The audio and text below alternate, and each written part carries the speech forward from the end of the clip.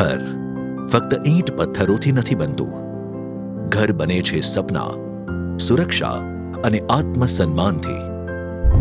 એવું જ ઘર છે નાંદોદ તાલુકાના કરાઠા ગામના સતીશભાઈ વસાવાનું, જ્યાં તેમના પરિવારની આશાઓ, ખુશીઓ અને લાગણીઓ પણ વસે છે.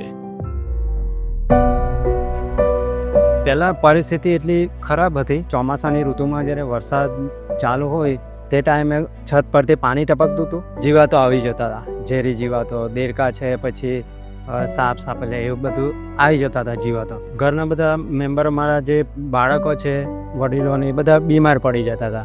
છોકરાઓને અભ્યાસમાં પણ ઘણી તકલીફ પડતી હતી.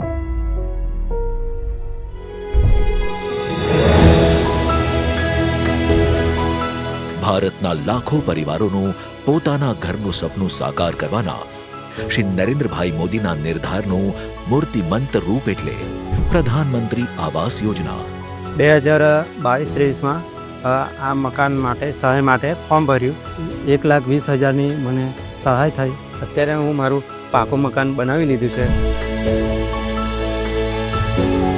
ગ્રામીણ વિસ્તારો માટેની પ્રધાનમંત્રી આવાસ યોજના ગ્રામીણ અંતર્ગત આર્થિક રીતે વંચિત વ્યક્તિઓને ફક્ત કાયમી આવાસ જ નહીં, પરંતુ વીજળી અને રોડ કનેક્ટિવિટી જેવી અતિરિક્ત સુવિધાઓ પણ આપવામાં આવે છે.